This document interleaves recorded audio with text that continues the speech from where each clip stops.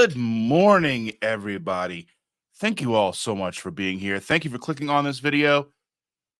My name is Dustin, and today I have a great show for you today. I have a gentleman by the name of Culture Casino. We are going to talk about his keto lifestyle. He is new to our community, but you'll find him to be just as fascinating as I do. Let's go ahead and bring him over. Culture, thank you so much for being here, sir. Hey, thanks for having me. Good morning. I needed a reason to get up today, so thanks for that. So, Fantastic. So, give us yeah. a little understanding of since you are outside of our community. So, typically, I Sure. have people on. I try to bring people on outside of the community, people who aren't interacting with us on a daily basis. Mhm. You are definitely that, sir. I want to get an idea of kind of who you are and how you got started with keto, kind of how you found it. Well, I was looking for a way to get rid of those the extra pounds because I was at a point in life when I started doing keto was 2015, 2016, right in there. I think it was the beginning of 2016. You make a New Year's resolution and whatever, but I found keto because I did tons of diet research on YouTube. I think a lot of people did or have, and whenever they find something that they want to try to accomplish, the first place is YouTube. So hey, little did I know I'd actually be on YouTube a few years later. But anyway, I needed to lose the weight. I was going to the gym 4 or 5 times a week, and I just wasn't getting the results that I was looking for. And back then, I had trouble um, keeping weight off.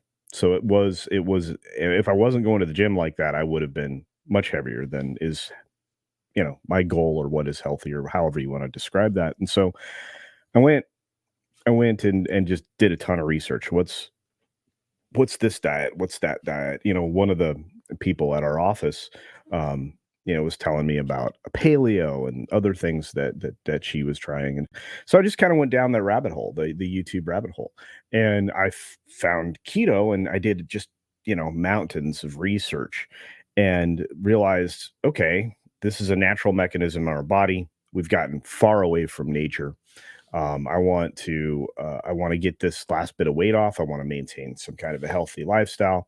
I want to be able to, play tennis and racquetball and other things, golf, until I'm like 80, 90 years old. So I need to like take care of the body. So I dove in. I found a bunch of different products I wanted to try. So that's when I started trying products. And I know you do a lot of product endorsement and you find good things for people, but I mean I stumbled across perfect keto eventually, and then I started using their powders and stuff. But it all comes down to the actual regular foods, the raw foods that you make. And I was telling you behind the scenes, and I'll tell you here, breakfast is my favorite meal, because it's when I consume like the very dense calories with a lot of good fat. And I just it, so it was very important to me. So then I discovered something called keto coffee, and that's a life changer. But anyway, but no, so I really it was something that I was introduced to, just because I dove into it, and I hadn't found channels like yours. I found a lot of people that were just talking about the science of it, and I think that's what sold me because I like to be very analytical in my decision making. In the So, very beginning, that was one mhm. thing that I watched. I watched a lot of the science. I watched hours and hours and hours of like low carb down under, low carb USA. Um, my go-to was podcasts at first, like because I started in 2016 as well, and we had started low carb. We didn't quite know what low carb was. We had no idea, and we were trying low carb beginning of 2016, but we were probably still 200 grams of carbs, 150 grams of carbs a day because we just weren't aware. And I remember going to see my general practitioner because I was in the process of having a surgery done and getting a CPAP and all that stuff. Um, and the doctor in passing goes, if you want to lose weight, you got to be in ketosis. Didn't elaborate, didn't go any deeper than that. So I'm like, okay. And in my searches for low carb recipes, low carb soups, things like that, I kept getting brought back to a I kept getting brought to a ketogenic website that was for kids with epilepsy. And so I was like, okay, so what's this keto stuff? So I actually went in and I found the two keto dudes, their podcast, and then I just like binged the shit out of it and listened to like 4 months of their podcast in like maybe 2 weeks. And that's how we really got started. So then definitely the science, because I mean, that YouTube and stuff like for keto was kind of in its infancy, finding, people I think I'm pretty sure like maybe Goody Beats was on here and stuff like that. But what the way it is now is completely different. Yeah, and what's funny is I think all that research leads you to be either more informed or more misled. If you don't have somebody Yes. like that you can look at that kind of models it for you, so that you understand, like, you don't have to deprive yourself of certain things that you enjoy. Your target is just to try to keep you or keep you very near that ketosis side of things. So initially I was targeting super low daily consumption of like 22 grams of carbs. And that was causing me to have like, because I was working out so much and everything else, I my body was converting fat, surely, but at the same time, I was bonking hard whenever I was doing something. So I had to learn that I needed to elevate the carbs just a little higher than that. And I think it's very dependent on your body composition and Oh, 100%. yeah. So and how your body actually does that, enters ketosis and everything. But I actually like I said, I just I'm grateful to channels like yours now because I can always go back and say, okay, I need to get back focused on this. I need to, I've still got, this is the biggest problem, and I know you know what this is. I'm stuck with like almost 20 extra pounds of weight that I still can't get rid of, and I know that's a function of age, but I'm hating it. I'm It hating it. doesn't have to be a function of age. That's the thing is Yeah, like there's so much that we put on age that's actually just not. I mean, there's so many things that, that I find um dealing with that. So, I mean, it because what I find with like extra weight and even with myself, like just kind of narrow it, like simplifying things. I mean, there's little things that can be done, like you can follow like the Maria Emmerich approach with like, the like a protein sparing modified fast kind of approach. There's uh other, I mean, there's different things you could do, like because I mean, especially when you get down to like 20 pounds, like in the grand scheme of things, like what's 20 pounds too? You know what I mean? Like, as I know a lot of the people that kind of come into this, they're hundreds of pounds to lose. Even yes, myself, even after doing this for so long, like I'm still kind of at a point where once we kind of got to the COVID, once we kind of got that lockdown, the weight goes yeah, it did. because it became easier to just kind of like eat your feelings a little bit. And I don't like to say it like that, but it's so true because Yeah. we were in a situation where we'd never been before. There was nowhere to go, nothing to do, and all that stuff. So And I think a lot of people got there. You know what I yeah, mean? A lot of people that, because I was telling you behind the scenes, and I'll say it here. I was enjoying about the healthiest lifestyle I'd ever had. But I was, again, I was playing racquetball, tennis, golf. Occasionally I get to play some softball, volleyball, some things like that. Some, and I enjoyed that. I was working out at the gym. There were days I'd be at the gym twice at least. Out of a 7 day stretch, there were times I'd be at the gym, you know, 12 to 14 times. I mean, it got to be a great healthy habit. And then we had COVID, and then I had no more gym. So right. it became incumbent on me to work out and do all of that. And I have to say that I know for a fact, and this is cool because Grant's right, it does help you overcome a lot of other health problems just by switching to a very tight, very low carb diet. As low as you can, as low as you can get and still maintain. focus and energy. Because if you talk to one of my pals, and you know this, Dustin, but one of my friends is Mr. H reviews, Nate. He's a bodybuilder.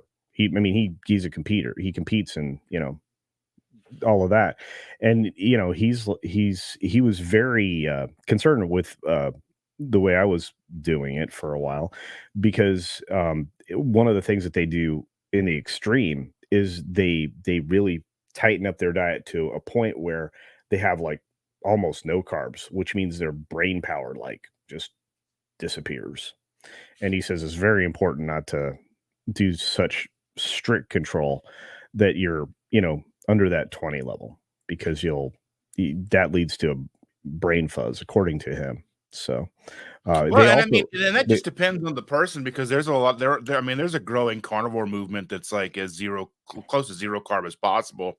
wow. And I mean, even like Dr. Sean Baker has been doing carnivore strictly for about, I think, 6 or 8 years, and he's been on Wow. Rogan twice talking about that. And How does he avoid the bonk? How does he I don't, avoid I the? mean, I don't know. He's 6'5", Oof. jacked, All right. jacked, just like, and he's 56, 57. Wow. So Love that. So he's a he little older than doesn't me. he doesn't Yeah. take in any. I mean, I think he just did. I didn't watch the video, but I think he did an experiment where he was taking in some glucose for a couple of days or something like that. Because I mean, you're gonna see the people like that, because even people like Jordan Peterson are doing the carnivore. Well, Jordan's going like a lot lower. He's doing the lion diet, which is basically just like beef and salt and water. He is, And he's and been doing that for 6 years, something like that. he looks great. I mean, let's be honest. Jordan Yeah. looks amazing. Yeah. I mean, So whether you like the man or not, I mean, just talking about strictly diet here, but yeah, yeah, yeah. people get controversial. But I think there's a growing carnivore movement. I mean, but even Dr. Sean Baker will tell you that carnivore isn't for everyone. And I Right. even keto isn't necessarily for everyone, because it's going to come down to not necessarily the diet, because I think everyone can live on a proper, like, well, what Dr. Berry would say is a proper human diet. Yeah. So basically, whole foods, Yeah. meat, eggs, maybe some vegetables here and there. Um, W- Well, as I said, I think that that's probably the most key element in your life is to skip the processed garbage, right? mhm. Just stay away from it, because it's not, none of it's healthy for you. I was in a conversation on a live stream on just regular pop culture stream, which is the area I focus on, and we were talking about the fact that cereal literally will kill you now. Yeah. Cereal used to be very safe. It's not anymore. Well, I mean, Yeah. I don't think cereal was ever really safe. I don't think cereal was ever like, because if you go back and look at the origins of cereal, if you go back and look at the origins of like John Kellogg and what he started cereal for, Kellogg was an interesting fellow, because he went back and was designing breakfast cereal to help eliminate people's urges, if you will. Oh, okay. So to keep people from, wanting to procreate, if you will, to lower those urges. And so basically that's what he was doing with that. Hmm. And I mean, there was even a movie that had a little bit of that, and it was called Welcome to Wellville with Matthew Broderick, or The Road to Wellville. Oh, I remember the film. I never saw it, but I do remember the film. Hmm. Yeah, yeah, we watched it when I was young, but Yeah. yeah, somebody had asked up Fascinating. here. I wanted Yeah. just to kind of touch on this, because, like I Yeah. said, you're Yeah, I am. Yeah. outside of our not friends group, but you're outside of our, the keto health space community, as far Yeah. as what your channel does. And Yeah. Mama Cracker was asking, what does Culture Casino as a metaphor for nutritional slot machine? Oh, I wish. No, no. Coach Casino, it kind of came out of the idea that people were, playing silly games with our culture, our pop culture, and our culture in general. And I wanted people to have a place to talk about it safely and not be gambling with the culture. So, hence the Culture Casino, because you're always going to win on my channel. But yeah, now I don't know how relevant that is, because now I feel more like a news reader at times because of just reporting the I day enjoy your daily the lives. I just day's don't get stuff. the chance to catch them as much as I want. Yeah, well, that's early in the morning. It's going earlier, actually. I'm moving that show starting Monday, an hour earlier to accommodate a larger audience. So trying to get that audience into the multiple hundreds. We're getting there. We're getting there. And then of course, you know, all the follow-up visits. And that's the other thing you can do. And I always tell people, if you don't catch something live, you can watch the replay. It's safe. It's good for when you go to the grocery store or Right, running right, errands. right. Yeah. Yeah, I mean, it's what I try to listen to when I'm out doing stuff. Yeah. We were talking about cereal. This just came out. It's a limited edition by Keto Chow. It's a fruity cereal. I just happen to have it sitting here by my desk. Wow. It's a cereal milk kind of flavor. You Mm. just add, it's a protein, milk protein isolate, and then you just add your own fat. I just Oh, added wow. like half a stick of unsalted butter to it, Yummy. melted, and you shake it up and put it in the fridge overnight. Nice. So I have a review of that on my channel now too. So Love that. All right. Yeah, I mean, I love I think the habit of keto coffee is still just one I would try to sell to anybody, especially with a pat of butter as your fat kick, you know. oh, when I So, started, let me tell you about the coffee. Since you and I haven't really had a chance to really mm, dive in and talk about yeah, and get to know each other on this level. We talk more about the culture, the movies, and all that stuff. We've yeah, been on live streams together and whatnot. yeah, But when I started, the keto fatty coffee was all the rage, yeah. and I was drinking a 30-ounce cup of coffee. Whew. In that 30-ounce cup of coffee was like a half a stick of butter Yep. and like 6 to 8 tablespoons of coconut oil. Oh, wow. So Ramped it it was up. like 165 grams of fat, about 1,100 calories, and I was drinking that every day. And when I started, I was over 420 pounds. Goodness gracious. So I was drinking that every day, and I credit that coffee, as crazy as it sounds, to the satiety that it brought me, because I didn't understand satiety at the time. I had no idea. I had never known satiety. I knew feed myself until I was about to explode, literally Yeah. couldn't eat anymore, and then I would go, okay, now I'm going to go to sleep. Oh, That's what I had no idea about satiety. That was able to keep me during the day going, and it kept my satiety to a level that then I would bring a lunch, which would be like lunch meat and pepperoni, mozzarella, like string cheese and such. yes, string cheese. That's your best friend sometimes. Yeah. At least And in yeah, my opinion. I did that for almost 2 years. Wow. I bet you saw a massive loss though. I mean, I've lost over the course, like I got down to as low as 273. That's good, man. So now I'm about 320 pounds, give or take, because I'm still working back that pandemic, trying Yes.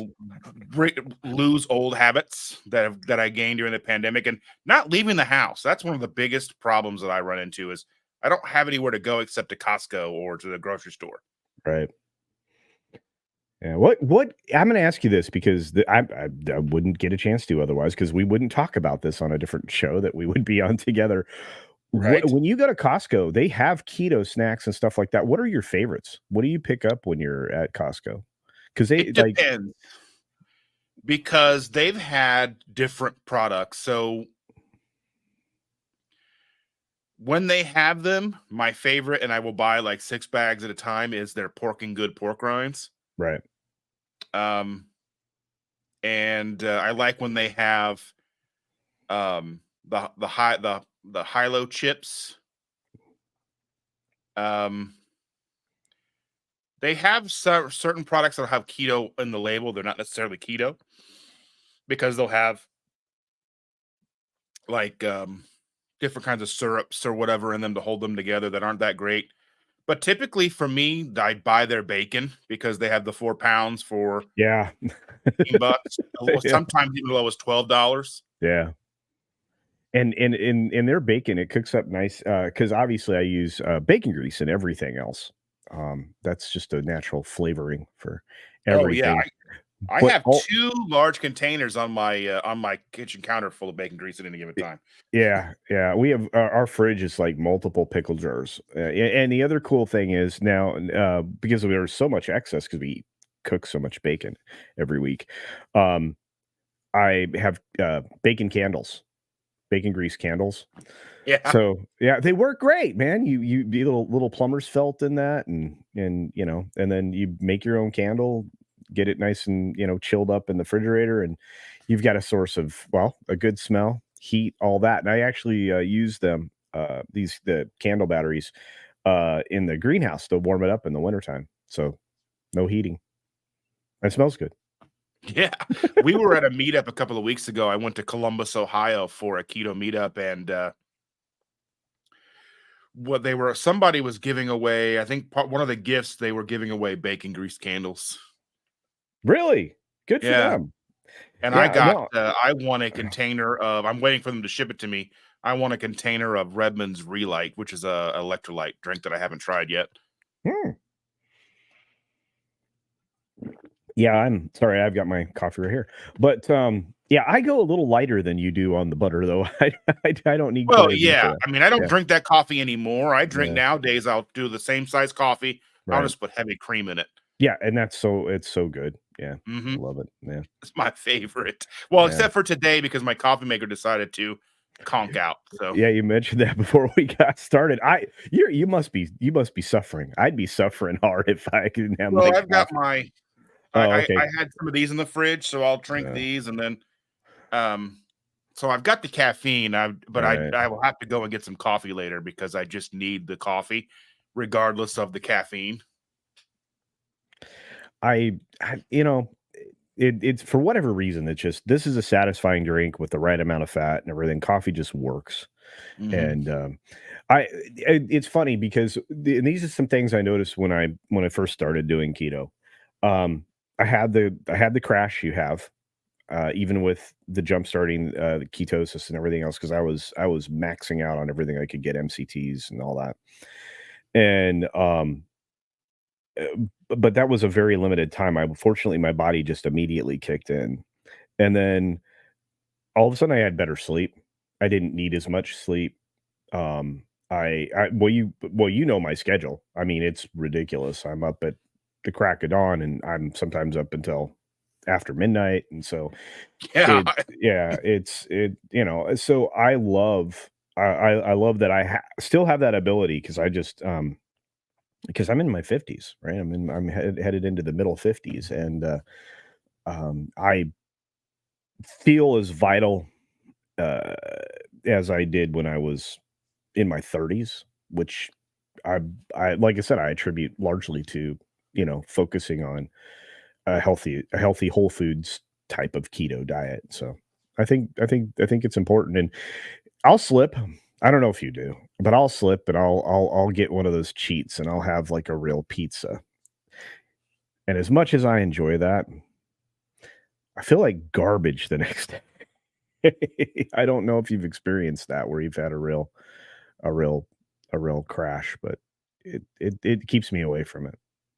So, I don't know. I feel pretty good. I mean, I'm gonna be 45 this year, and Ooh, I you're a feel you're a I puppy. feel better than I did when I was in my 30s, you know? Yeah.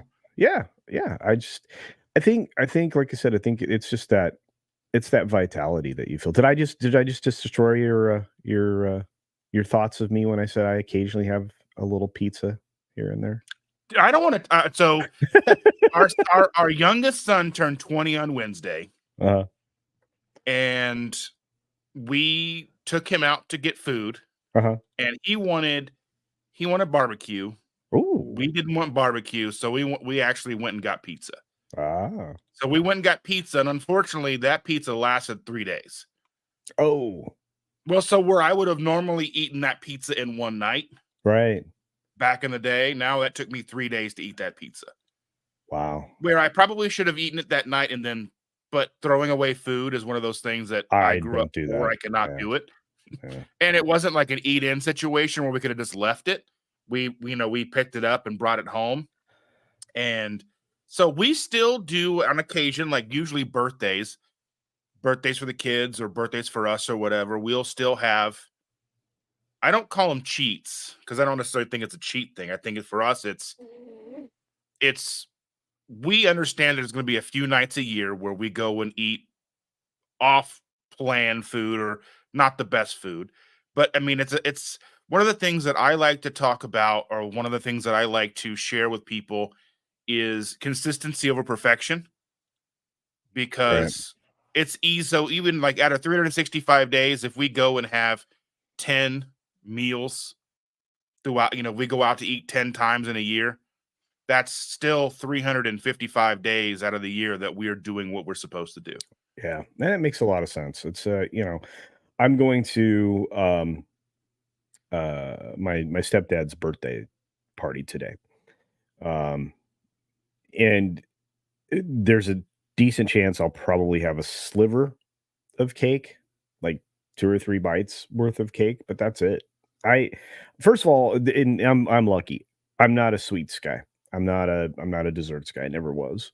But I'm the problem I was having is, like, I loved food. I loved cooking, I loved eating, and I wanted the cornucopia of flavors and all that. I loved food, and I think part of your journey was talking about that being an addiction, Hmm. because it absolutely can be. And, which is why I understand why chefs get just enormous. Like, one of my friends is big guy. But, it was how you eat, or what the contents of that food is really what I learned. So, that like you said, I think being cognizant of everything that goes in your body is as important, um, as your practices and your occasional cheat days, right? So 10 days out of 365, small, small. Yeah, man, and I think that that's why I don't like to call it a cheat day, because if you look at it like as a cheat, then you're looking at it as like a failure. And then when people look at something as a failure, they're more likely to go, well, we went out and had pizza last night. So I mean I failed myself. So I might as well have McDonald's today. And then that turns from a day into maybe a week. Yeah, And then you're looking at a snowball effect, because especially for someone like me, I talk also about the fact that we know that there are people that are abstainers, people who can abstain from anything. If they don't abstain completely, they're going to go off the rails. Then there's people who can moderate. There's moderators, people who can do something, even live in a house with things in it and not be like. There's those people who can literally have 2 Oreos and be okay. right. I'm not one of those people, Yeah. but I'm also I can't moderate. If there's something in the house, I'm going to eat it. If I give into it, if I go and pull it out of the cabinet and I start eating it, I'm not going to stop at 2. I'm going to stop when there's no more left. But I'm also not a person that can completely abstain from things, because obviously the main problem with diet, with food itself and being a food addict a food addicted person, is you still have to eat. Yeah. You can't just abstain completely from food. And I mean, I've done it for 21 days at a time before, Ooh. but because I've done fasting up to 21 days. Can you explain how you go about that? Sure. Because Huberman and a few others have talked about, like, the fasting cycle and everything else, and I've never been able to be really successful with that. So I'm talking to you. I mean, since it sounds like we have similar things, how do you go about accomplishing a fast? What's your daily process of getting through that? Well, I would say for me, it started very slow over the course of a few years. So when I started in 2016, I didn't worry about fasting at all. I would just eat when I was hungry. And that's what I always recommend as well for people who are just starting out, especially for someone who is, people who are food addicted, especially like I was, and you get to be pretty big. When you're first starting out, I recommend just eating what you're whenever you're hungry, and not, or basically not allowing yourself to be hungry, but filling that void with boiled eggs or, string cheese, pepperoni, anything you can grab and keep close to you. Like, at work, I would bring all this stuff and just eat whenever I was hungry because I worked in an office. There was always stuff around with candy at their desks, all that stuff. It was just, I have to focus on this.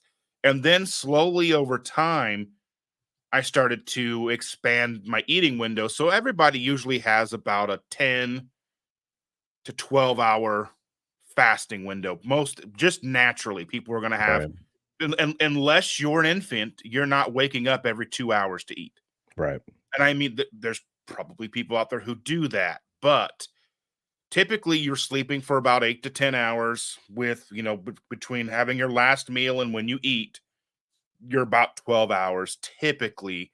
And then I was just expanding that a little bit further, a little bit further. So I would say I started at maybe 12 hours.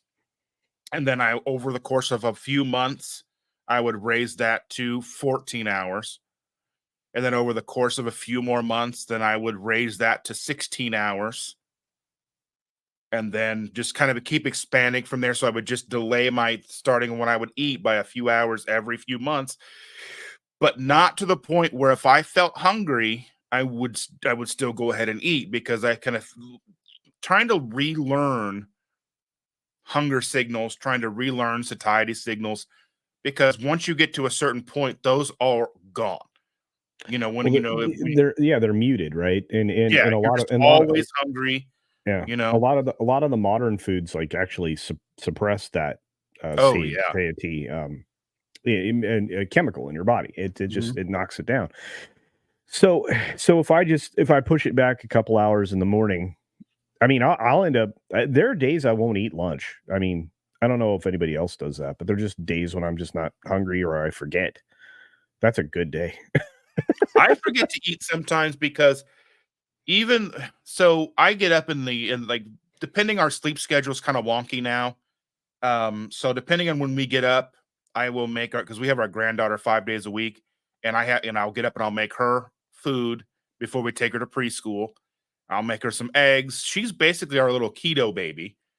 Um, so she eats eggs, sausages, that kind of stuff. She still really likes bread, but she's obviously not something that she gets really from our house. Um, but Yeah, anyway, so I'll get up and I'll make her food, I'll make my coffee, make Chandra's coffee, and then I'll have my coffee, and then I won't remember to eat. I don't cook anything for me because I don't like to eat when I first get up. So I like to have my coffee, and then I will delay eating because I'm not hungry. And Yeah, then usually, depending on the day, I might eat around 4 or 5, sometimes maybe 8 or 9. I don't like to eat that late, but sometimes I just forget to eat. And I'm like, it typically ends up being like on a Tuesday where I'm like, "Oh, I've gotta be on Toxic Tuesday at 9:30, and we have our live at 7 right, o'clock, and I'll have to throw something in my face between the ending of that live and going on with Nick." I'll right. have to or sometimes I'm sitting at the thing with trying to eat. Yeah, But I mean, for me, like, that's the thing, like, if I'm not hungry, I'm not gonna eat. right. So that's something that I have learned. So kinda going back to, like, just slowly expanding my eating window, and Grant asked, he's like, "Did I ever do OMAD?" And I did. So actually for a while when I was working an office job, I didn't like meal prepping. I didn't like bringing lunches. I didn't like doing any of that stuff. So I had a choice. I could either eat during the day, maybe I could meal prep and bring something with me to work and eat during the day, or I would wait and have dinner with the family, which was more important. So I wouldn't even bother with meal prep. I wouldn't bother with any of that. And I worked till about 6 o'clock in the evening. I got off at 6. By the time I actually got out of work, drove home, got home, it was about 7 o'clock at night. So I Right. would get up and eat. My eating window was usually between 7 at night and 9 at night. So I was doing like, Ooh, I was fasting 21 ish, 22 ish hours a day, wow. depending. And I was eating between 7 and 9. And we would be up to about 11. So that's kind of where I got to for a while. And then when I switched jobs, then that kind of changed it. It didn't really shift, but then when I switched jobs, I went back to the fatty coffee with the Coconut butter and oil. the coconut oil in it because I had Yeah. to learn all new stuff. So I Yeah. was like, I need those MCTs and make my brain Yeah. work good and all that stuff. Yeah. So then I switched to that, but then I just kind of went right back into the whole OMAD thing, and I did that for a couple of years. And then it wasn't till the world shut down, and then I was at home with my fridge all day. Oh yeah. And then I I did have a problem at that point with cold brew coffee. I was drinking about 2.5 gallons a week, which Oh I don't recommend because I was having probably like 600 to 700 milligrams of caffeine a day. I don't recommend that to anybody. It was delicious, but I was like, yeah. you know, Yeah. You're like a tweaker in GTA oh, Five. I mean, because I was just sitting in my office all day, sitting in the house, and I was like, well, it's downstairs. I run down and fill up a cup and just be good to go. was I had to like take a break from caffeine for a while, but Yeah, it's funny because the coffee is now central to me, getting up every day. But now I've tapered off, and I don't know if you've noticed this, but and maybe you have. But I've switched to my during the day thing to is tea. I drink, I brew tea 3 times a day now. I mean, and that has just enough. If I choose the right one, has just enough caffeine and just enough lift in it that it kind of pretends it's coffee. And it just and I get it in, it's delicious and it doesn't mess with my diet or anything. I'm just drinking leaves, so it's fine.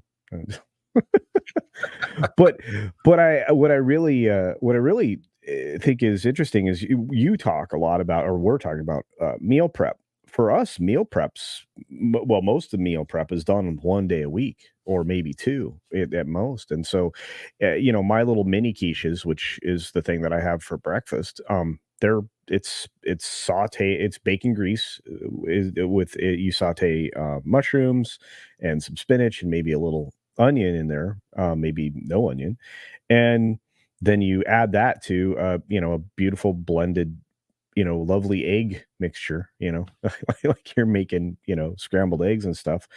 And or you could even use just egg whites if you wanted to. But and then you mix that all together, you put them in muffin tins, and then you bake them, and then you all of a sudden have breakfast. So you have 24 of those or 12 of those a week or whatever it is for your normal consumption. And that plus a little cheese on top, some bacon, and some bulletproof keto coffee, whatever you want to call it. That's breakfast, man. So I could probably push breakfast back. I did today. I'll you just push your breakfast back. I could do that. Mr. Grant Gregory says eat between 2 and 4. That's a tiny little window, man. A 2 hour window to eat all your calories. What are you doing the rest of the day? I'm curious how you were able to do that, Dustin. I mean, I know you said push it back 2 hours a day, but is well, the I two mean, hour? I would say if you push it back just 2 hours, so then Mhm. I mean, realistically, you're still getting everything in. So like if you normally ate at 10 in the morning, you would just push that back to like noon, and Noon, you're eating yeah. between noon and maybe 8 o'clock at night. So you're still doing 16/8. So then you're doing 16 hours fasted, 8 hour eating window, but um and really just kind of comes down to what you're comfortable with too, because not everybody's comfortable with doing OMAD. Not everybody can do OMAD. I mean, some people do 2 meals a day, and then they kind of like, but they will compress those together within like 4 hours. So Right. you'll have your first meal, and then maybe 3 hours later you'll have your second meal, and then Okay. then you're good to go. You compress that into like, so that's what 20 hours fasted with a 4 hour eating window. I mean, it really just comes down to one thing that I kind of find that made me successful with this lifestyle is making it work around me instead Right. of making me work around it. Right. So, you know, yeah, meal prepping is not, so, I mean, I'll cook food and then it'll go in the fridge and then we eat leftovers throughout the week. And then maybe we'll Right. cook something fresh. Like a lot of nights where like I'll make, I have 4 or 5 steaks to cook today. And then we'll put those in the fridge or whatever, and then I'll make bacon sometimes. Sometimes we'll make chicken thighs and we'll make a whole family tray of those and put those in the fridge. Really just making it work to fit me. But the downside of that is most people don't take the time to understand themselves. Right. So you don't know, like, so I get to the end, my understanding of me, what's going to make me successful, and then making the lifestyle fit me. So then I know that I have control over the lifestyle, and then I know it's fitting me. So that's where, like with the OMAD, it worked around I made it work around my life, and then I made my life more simple. So then I wasn't having to worry about what am I taking to lunch. I don't have to worry about navigating if I didn't bring a lunch, navigate going out and finding something that fit at a fast food restaurant, and then spending the I money to do that. first of all, I can't even navigate a fast food restaurant for trying to eat healthy at all. I mean, like, unless you're just going to give me a hamburger patty, I don't trust you. I don't trust any of the fast food restaurants. I just don't. Yeah. It's just like, you try and get something that's reasonably healthy. You go to, I don't know, Chipotle, and you look at just their bowl options, and you're like, well, there's still a buttload of carbs in here that are garbage. And there's it's like, Well, like I don't these, know. like with Chipotle and the other places like that, like Qdoba and things, where you can say, I never liked beans anyway, so that worked. Right, I don't like black beans or whatever the beans they use. I mean, the rice. I don't care about the rice. right. So you would just go, a bowl, no, Nothing. whatever, just the meat, A the bowl of cheese, cheese, yeah, and some some avocado. Yeah, throw some some avocado. avocado or some sour cream, whatever you want, right? Yeah, So I mean, yeah. that's what I'm going to make at home anyway. Right.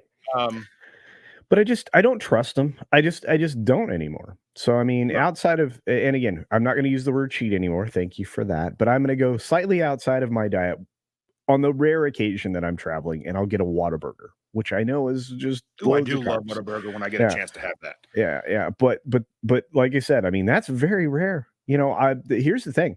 So, we have the Vegas meetup coming up, right? Your people over here probably don't know what that is, but we get together in our type of our part of the fellowship community, whatever word you choose to use there. And we all get together, we meet up and just kind of do the same thing you do at all these types of conventions. And um, the boss and I are going to have a room. In fact, he's going to be there. That 70s rock fan. I know. Um, I want to meet Brian so bad. he is a great man. He's a great man. But he's my favorite Scottish Canadian Texan. So, but anyway, so we're all gonna meet up. So the boss and I when we travel, we get a room with a kitchen because I'm not gonna, I might go out with you, I might do a thing, we might do a meal with folks and stuff, but I'm gonna try to keep it in the lines, you know, and but for the most part, we got a kitchen, so we can stay on our plan, and and it works for us. So I'm gonna start incorporate some more of the fasting ideas in here though, because of you and Grant and people I trust are, you know, are speaking so highly of it, and we have And great, realistically, yeah, it comes in clutch. So like it'll come in handy for me. So like if I'm gonna do something and like when I was going out to work for at a job, I would like leave the job and go like say see a concert at night.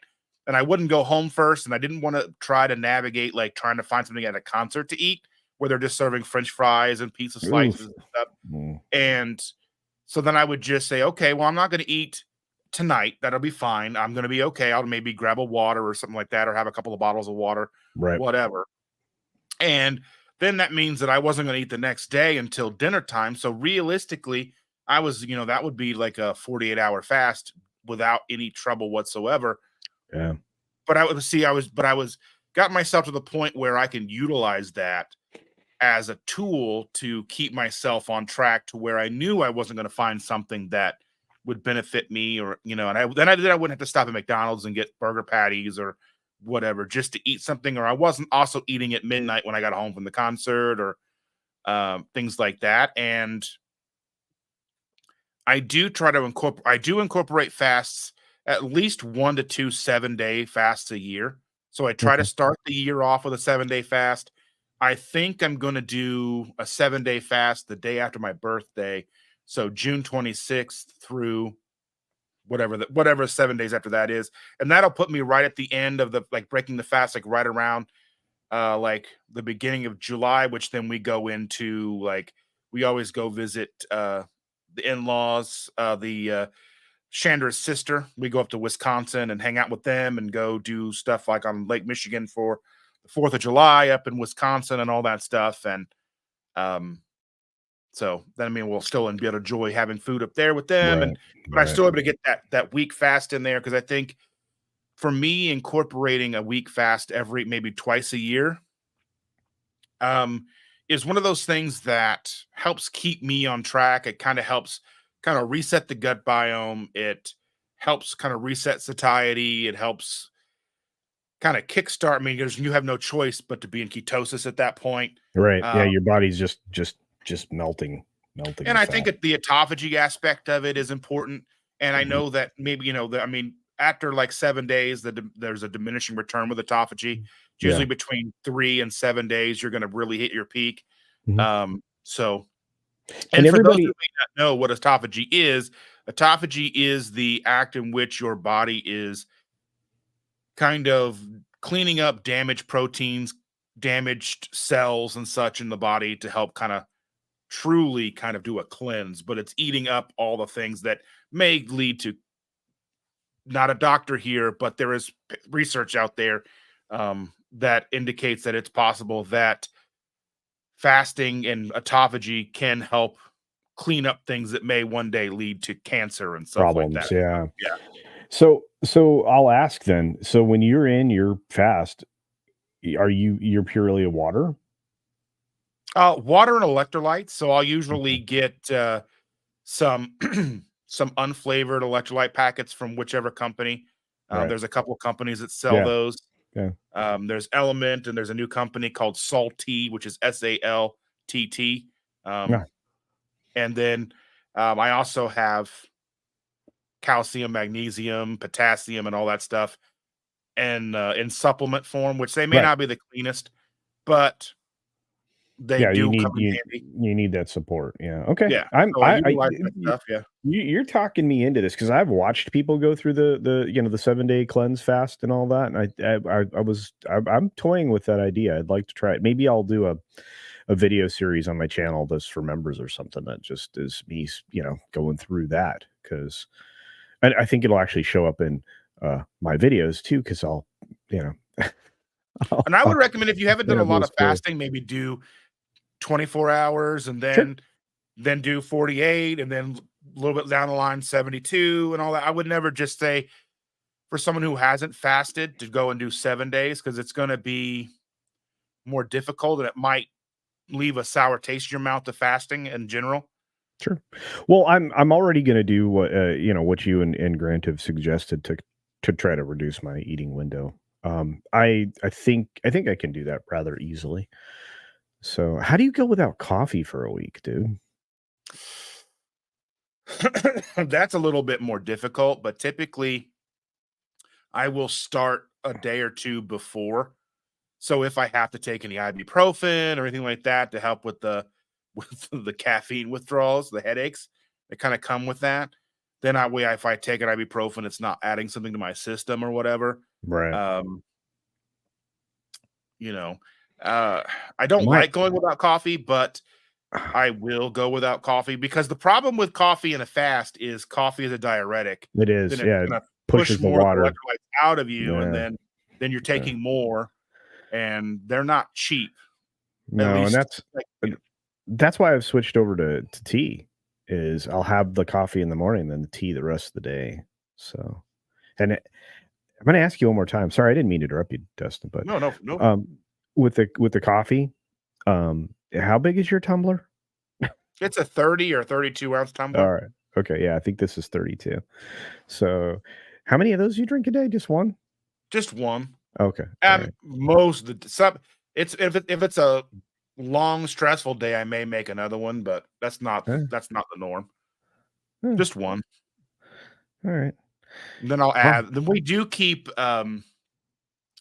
these True Lime packets. I buy them in the 500 count boxes. They're like little packets of lime. So right. it's just like dehydrated lime, and we put that in our water sometimes, or What is your feeling about like lime ice cubes and like other citrus like ice cubes added to water? I'm fine. I mean, whatever keeps you drinking water is going to really benefit you in the long run, especially something like putting like 2 packets of that lime in a 30-ounce cup. I Right. don't really I mean, and we still have soda from time to time, like diet soda. Oh, It's not the best, oh, but it I get also it. No, keeps you from, yeah, doing other stuff. yeah. Because like I'm surrounded by citrus. Our lot that our house is on, we have just tons of citrus, and my folks have tons of citrus and all that. So instead of like eating it or drinking it in orange juice form, although I will have a tiny little bit of orange juice from time to time, we juice everything and then we freeze it and then in the form of ice cubes. And so I'll just add, a lime or a lemon ice cube to my water. I just, I mean, I know that I'm adding some carbs because I'm adding some natural sugars and stuff, but I mean, sometimes I don't know. I I was get just curious what you thought about that. So, I get fed like the little cuties, like the little mandarin oranges you get, the little oh ones that are yeah, called yeah, cuties.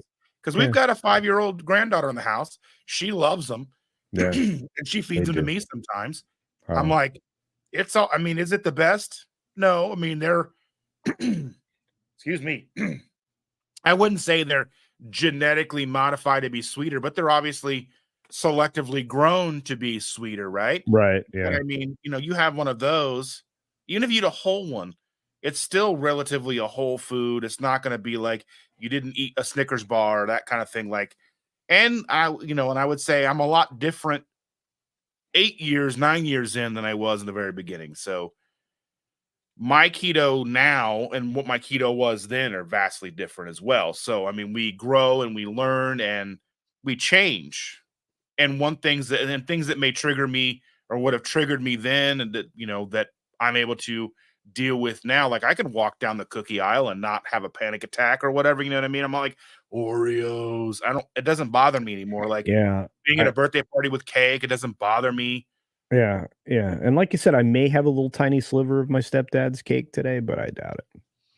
And You if you know, want I to, I mean, it's not n the end of the world. You know what I mean? Like, but that's you got to know you and what you well, want. except that okay, so and I told you this earlier, and this is a huge benefit to me, Dustin, is I was never a sweets guy. Yeah. I mean, even as a little kid, after about the age of 12 to 14, I was off of it, you know? Prior to that, I would eat everything that was sweet in sight. But then, your body, when you're young, your body can like basically digest margarine tubs and stuff, and just call it food. It just Oh yeah. yeah, yeah. But That's one of the things, like, for me, I was always savory, so one of the it's harder for me to bypass things like garlic bread or corn dogs or whatever that it is, cake and candy and stuff, you know? yeah. Man, that was the hardest thing. It was like, okay, I really want a hot dog, Well, I still eat Mm. hot dogs, I mean, I but still they're buy hot loaded. dogs. But they're loaded with stuff. I mean, well, okay, so here's the And when deal. and when you get older, I'm gonna warn you, when you get older, you're gonna wanna monitor, if you're eating bacon like we are, you're gonna wanna monitor the other nitrates that you put in your body. So, Well, I mean, and that's yeah, and that's sort of the case too, so, yeah, even what they consider what uncured meats still have celery juice, which is a nitrate. So I mean, they're still utilizing nitrates and such. So realistically, and I've heard Dr. Barry say this very thing too.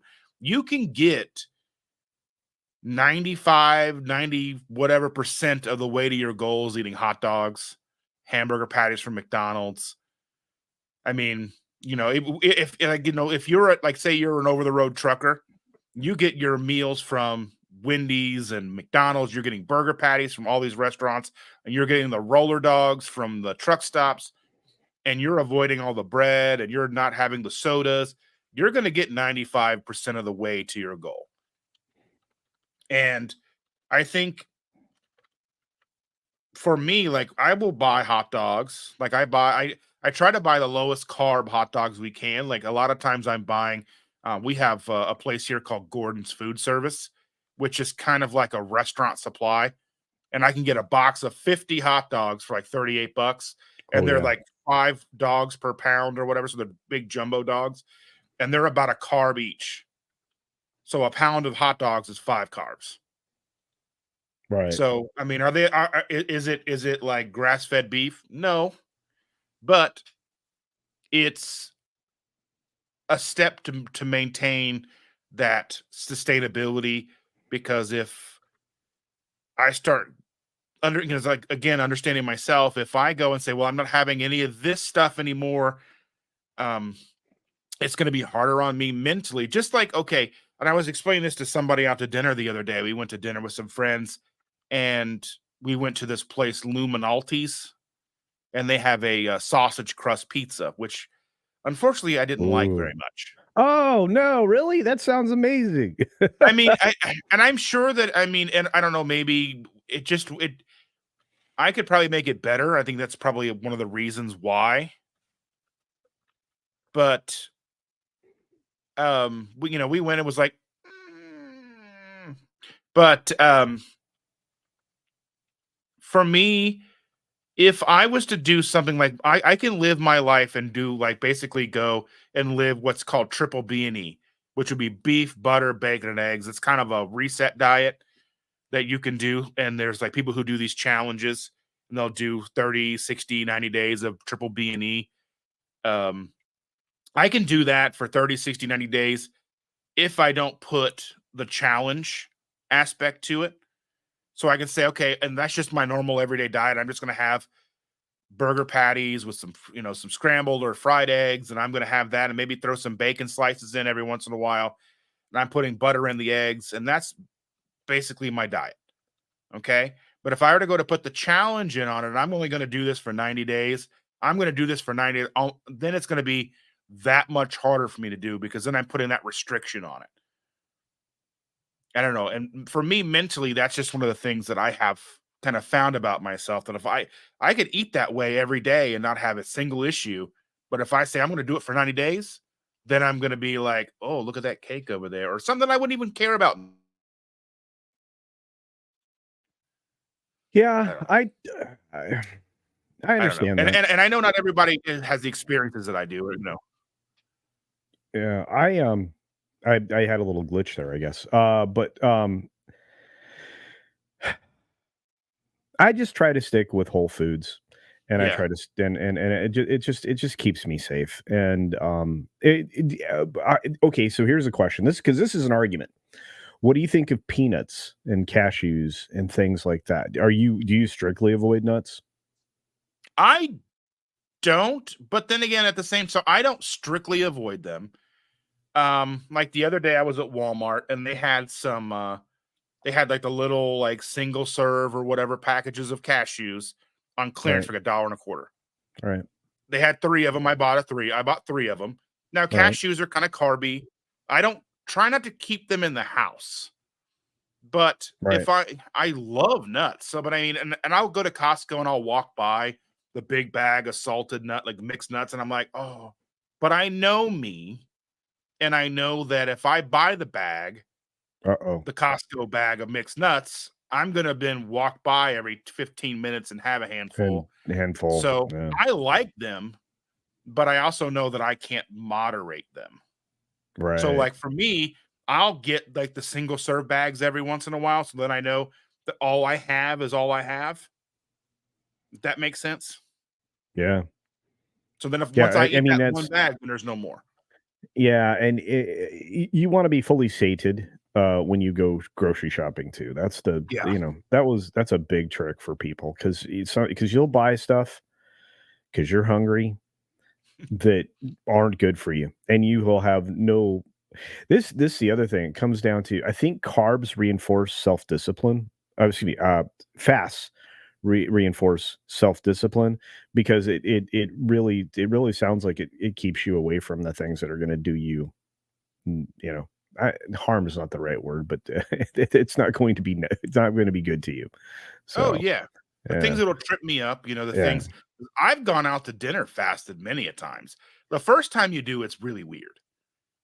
because with I was other doing like people a eating. 24 or 48 Yeah. hour fast, and we were on our way to Cincinnati to go to a concert, Yeah. and we stopped in at a restaurant, and we sit down, and I'm sitting there looking at the menu, and I'm like, and I'm like, oh wait, I'm fasting, so I just had like an unsweetened iced tea. Do people look at you weird when and because I drink unsweetened iced tea, but people look at you weird when you don't want sugar. And if you go to the South, they'll probably murder you. But yeah, because sweet tea is a thing down there. It Oh culturally, I yeah, mean, especially in my family. So you go down south, they'd be like, sweet tea? No, I remember unsweet even up tea. here, like sweet tea wasn't a thing like for a long time, because I live in Indiana. Right. And I mean, we're kind of like the gateway to the South, like as you get closer to Kentucky, because technically, kind of the South starts in Kentucky, whatever. But for a long time, you would just order like iced tea, and it would be unsweetened, and you'd have to mix in the sugar yourself. Right. Right. And so now it's a little different. Now, usually, they do have a sweet tea option where they Yeah. didn't. But the farther south you go, it's the option is unsweetened because normally you just get syrup sugar in your tea. It's insane. Hey, what's up, Tox? So yeah, I mean, I don't know. The peanuts, cashews, the nuts question's always been the one that's vexed me the most, to be fair. And But it just depends on who you talk to, because certain people will talk about the oxalates in the yeah, nuts and all that. And then, like, then there's oxalate dumping and all that stuff. And I'm like, I think that's getting too far into the weeds for the average person. yeah, And I don't know. I think for me, the trouble with the nuts is not the nuts themselves, it's the me not being able to moderate them. Because you did ask me about Costco, and they had a like this keto snack. I can't remember the brand, but it was like a mixed nuts with the little cheese pieces. Excuse me, like the little cheese, like wisp type things in it, and it was a ranch powder like on it. So it was like a ranch flavored, basically like keto Chex Mix type stuff. And I would buy that, but it was expensive. It was like $13 a bag, and I would pour it into like a little plastic cup, and I would just kind of throw it back a little bit. But even that, I would still eat the whole bag in like 2 to 3, maybe 4 servings, where it wow, was like probably a 10 serving bag, yeah. because you're just a little handful isn't going to do it. I don't care who you are, because I know that, and that's the problem too with serving sizes, is they're arbitrary, because they do make these serving sizes to make the numbers on the back of the package look a certain way.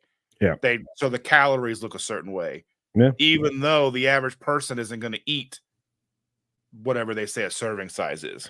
Well, I mean, if a serving size is 1 cup, which is slightly more than a handful for people, Yeah. um, one of those isn't going to like set your body to be like, oh no, that was plenty. Yeah, you won't feel sated. It's no satiation will occur. But I I still love peanuts, and I'll still, but I have a little bit more discipline or self control when it comes to them. So it's like, okay, I'm gonna have a handful of peanuts and get some protein. But the reason I ask is because it's so hard for me to give that up, and then I go to a ball game, a baseball game, like with my dad, and it's hard for me to not have some peanuts. So a small bag of peanuts there. This is those those are my cake. Those are my chocolate chip cookies. Those are my brownies. Well, and that's the thing that I tell people too is, okay, think about this. Like, I think about, like, so me as an example. Mhm. So I quit smoking in 2010, and then 2016 I give up basically sugar, carbs, all of that. And then in the process between then, I stopped. Like, I never did I have a drinking problem, but I was a young kid, and I would go out and drink on the weekends and stuff with friends. And I don't do that anymore. I mean, typically now, if I have a drink in my hand, it's because we're on vacation and we're at the beach. Right. And that's not as often as I would like. Right. But anyway, so I don't drink, I don't smoke, I don't really indulge too often in carbs and sugars. Like, I've given up most things in my life, because then there's people that are like, well, now caffeine and give up coffee. And I'm like, no, no. or sometimes diet soda. Or, it's like you can't necessarily give up everything in life. You Right. have to pick and choose your battle, so to speak, to where, Right. because I think if you start giving up too much, and I mean, and obviously, unless there's some kind of medical reason or something, a personal reason, like you understand yourself and you, if I don't stop drinking Diet Mountain Dews, then I'm going to have this issue. Okay. Then what's best for you. But for someone like me, understanding what it takes to keep me on track, that's like, you have your peanuts. Even if you get a big bag of peanuts, that's probably still like what, not even a full cup of actual peanuts Right. because they come with the shells on Yeah. at the ball game, Yeah. and it takes you like the whole game to eat them. Yeah. Okay, so what? Yeah, You because know what I it's one mean? Like, serving, yeah, and no. and as you know, the salts on the peanuts are addictive, Oh, and, especially and if they're in salt the is important. So I mean, especially if they're in the shells. So no, it's one of those things. It's like it's the situation that puts that there are some foods that are part of the situation. I think and I had one more question for you when it comes to the keto side of things, because the argument has been out there that unless your body's fully fat adopted, you're wasting money on MCT oil and things like that because you're maybe not deriving the benefits of the medium chain triglycerides. So I didn't know what your thoughts were on that. I mean, when I first started keto coffee, I added MCT powder and stuff. So, I think so. So the point of breaking down MCTs in theory is to produce so as your body breaks down the MCTs, it's breaking it directly into ketones. mhm, That's the thought process behind MCTs. right, So as your body burns fat, the byproduct is ketones or beta hydroxybutyrate. Um, do I think we need those like exogenously? Maybe in the beginning. I mean, I put a little bit of MCT in Chandra's coffee every morning, but that's not so much for MCT. That's more for like TMI, her regularity. sure, sure, sure, That for sure, you know what I mean? So like I yeah, just put like I buy the big bottles from Costco. They're like 20 bucks a bottle. I think right, maybe 15, 20 bucks a bottle, and they last a couple of months. You just go squirt in her 30-ounce tumbler of coffee, and then I put some heavy cream in it. So that's more for her, like keep things moving. Um, More so than it is the actual, because I mean you figure like the maybe the tablespoon of MCT, that's maybe 14 grams of fat in the grand scheme of how much fat you're going to take in throughout the day. right, I don't know necessarily. It's like, that's like a tablespoon of butter, or maybe it's 11 grams of fat. But I mean, that's a tiny amount in the grand scheme of the day. right, Um, and just depends. I mean, if it's something that you can afford and that you find value in, it works for you and you like it, then by all means. But at the same time, when I started keto, we went and not really knowing what we were doing, even though we were kind of flying by the seat of our pants, listening to the podcast and maybe, started finding YouTube, channels and such. We still went and bought all the all the keto products, right? I mean, I'm not talking about the keto branded products. We went and bought bags of almond flour, coconut flour. We right, bought psyllium husk. We bought hemp hearts. We bought all the things that people were talking about. Now, obviously, that stuff has shifted over the years, and now you can go and buy loaves of keto bread and keto hot dog buns, and you can buy keto snack bars and all the things that weren't available then. But at the time, we still spent a couple $100 or more on all that stuff to stock our pantry, because we went and cleaned everything out of our pantry. We cleaned everything out. We didn't even basically our kids at home went keto by proxy. yeah, They weren't happy. They were in middle school and early high school at the time. They weren't they were not thrilled. They wanted to commit mutiny, but they were also in rugby, and then every day they were running a mile or 2 miles every day, and they were able to do that. And they were like, "Whoa." Yeah. And they were like, "Let's go," and then college happens and, they find Jimmy John's and Uh-oh. Yeah. but Yeah. But no, I think I think that's interesting. Because I've been intrigued by the collagen peptides, and I've been thinking about maybe heading that direction for a little while as I get older. like I the don't know. collagen and things like that, I think are important for nail beds and stuff like that. But if you make your own like bone broth, Right. I mean, realistically, that's gonna do you. You're gonna be great then.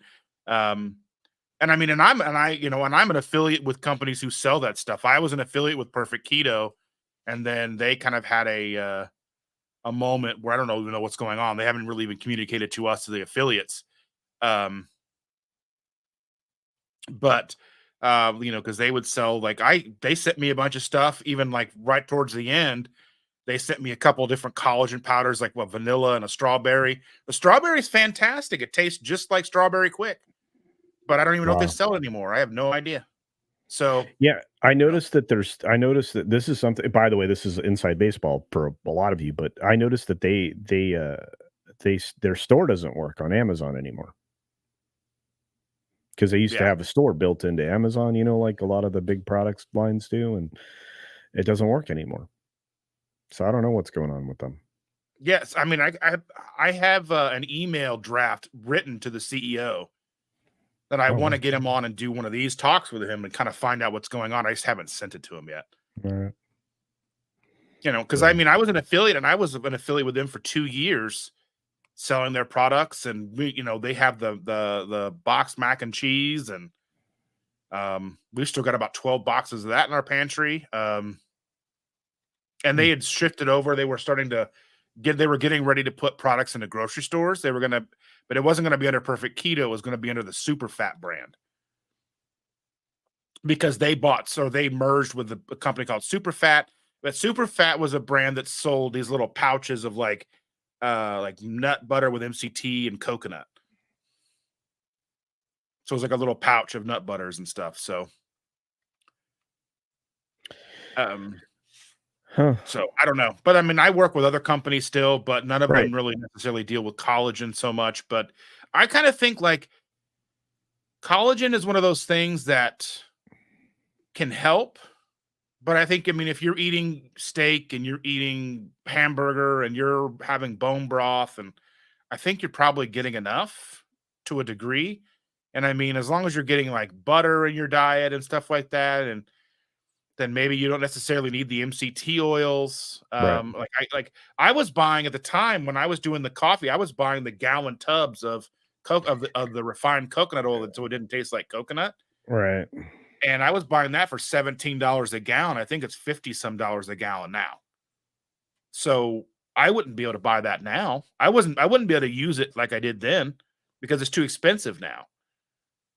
So I think it just comes down to, luckily my process has shifted, and now I'm more into like, I mean, I keep like the yellow package Walmart little thin, like the little frozen burger patties in the freezer. And Right. tonight I'm going to make I'm going to a show tonight. So actually, if you've watched my videos, the intro music, so that little quick intro that I have, it's like 3.5 seconds long.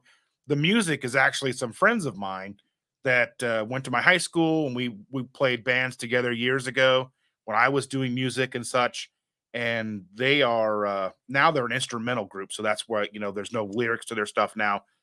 And one of my good friends, he's the drummer for them now, and they're actually playing tonight. So I'm going to see them live for the first Cool. time. And I've been using their music for like over 4 years. Wow. But That's awesome. so Yeah. that's going to be fun. Tox had a question in the chat. I'm not sure if Oh you're yeah. familiar. Yeah. If you're familiar with it, but What's my thoughts on the Sugar Busters book yeah. and diet from them? I don't, in the 90s, I wasn't concerned with diet because I was in the high school in the 90s. So I'm not familiar with this book. Yeah, I was out of high school and yeah, and then I out was of college. if you're like 10 years older than me, I was hoping you were out of high school by that point. Yeah. If you were in high school with me, well, you were held back a few times. I graduated before the 90s, so yeah, but, That's no, okay.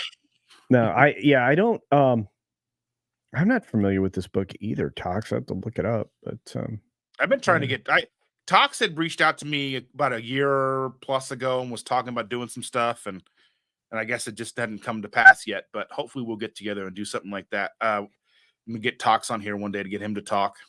Yeah, he's awesome. He's great. He's a great guest. Good guy. Good friend. Yeah, I like you said, I have to say this has been fun because you've kind of reinforced some of the thinking that I was already having and having done this for several years now. And again, as I said backstage, and the audience wasn't privy to it. I took a break from it, man. We got into COVID, and it became fits and spurts, and then I got back into taking care of my diet here not that long ago. Last few, eh, I don't know, maybe 6 to 8 months, getting back to it because I'm trying to get that weight off, man. I still, regardless of how much I fell off because of COVID, um, no, despite the fact that I still stuck with the main principles of keto. I think if you do that, you save yourself a lot of harm. Oh, Really do. 100%. Yeah. Because even for me, like, even when we were doing all like, it would still be the normal day to day meat, eggs, bacon, whatever. And then, we would order takeout or something like Yeah. that. So it was still something where, and I think just the overall lack of doing anything was the It most harmful part. screwed everybody up. Yeah, I think you're right. Yeah. I mean, like you said, I mean, now I'm probably closer to 19 pounds um that I need to get rid of, but it's still there and it still bothers me and it's still exactly where everybody can see it. Everywhere else I'm doing all right, but I think the fast thing is the next thing I'm gonna try, so thank you for that today. Oh That's yeah, yeah, 100%. Because I mean, right. and inevitably, if you're starting to do fast, then it's I don't necessarily think that calories matter as much as we're sold. I think calories are a good way to as a measure of what we're intaking to a degree, but I don't think because calories would say that if you're going because if you focus directly on calories, then that would say that a pound of steak, the calories in a pound of steak versus the same number of calories of Pop Tarts would be the same in your body. So I don't think what calories are a good way to look at like what you're taking in, but I don't think that they're the end all be all because I think if you ate 3,000 calories of Pop Tarts a day, every day, versus 3,000 calories of ribeye steak every day, obviously your body's going to react completely different. And you're going to gain weight with 3,000 calories versus lose weight with 3,000 calories. So then, obviously, to me, as a lay person here, as a person that's not a scientist, would say, well, obviously, then calories probably aren't the most important aspect of your daily regimen or your daily intake. It's going to be more how does your body react to the fuel that you're putting into it, regardless of the calorie count.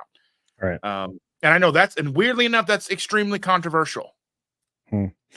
I yeah, all I know is that when I was doing everything the right way, including activity, once I found keto, everything I was doing was more effective Hmm. by far. And I think that's why I appreciate channels like yours. It's just there are so many benefits to being more focused on what you put in your body. That has its own benefits.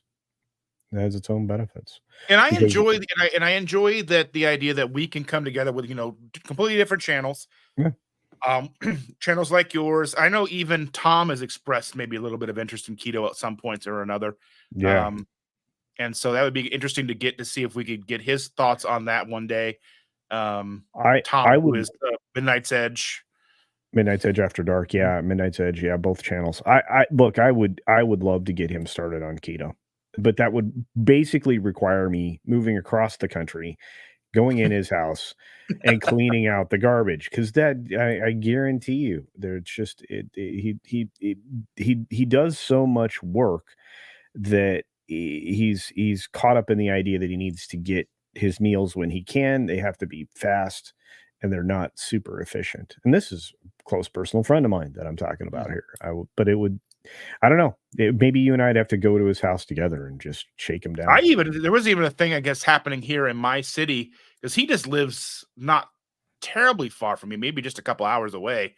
And I was like, "Hey, I know he's super busy, but there was a Ninja Turtle thing happening in my city. I don't know when, but um, I was like, you should come and we could hang out or maybe we'd meet or whatever." And he goes, "If I could, I would." You know what I mean? But um, and I'd love to be able to go to Vegas or Dallas or all those Yeah. meetups. I think that'd be a lot of fun, especially because, I mean, Nick and I have been friends for over a decade now, and I still only see him every couple of years. So, I Yeah, I mean, in think we're person gonna anyway. yeah, I think we're gonna have to lean into this idea of doing that one in Wisconsin on the regular. So I think that would be one that would be a lot of fun because then we can pull everybody from Chicago and we can pull everybody from, Yeah, because I'm only like four and a half, Indiana. 5 hours away from Milwaukee. Yeah, and we'll pull everybody out of Indiana and all and Missouri and everywhere else. I think we could pull more people then, you know. I don't know. Anyway, get some Ohioans around us, maybe.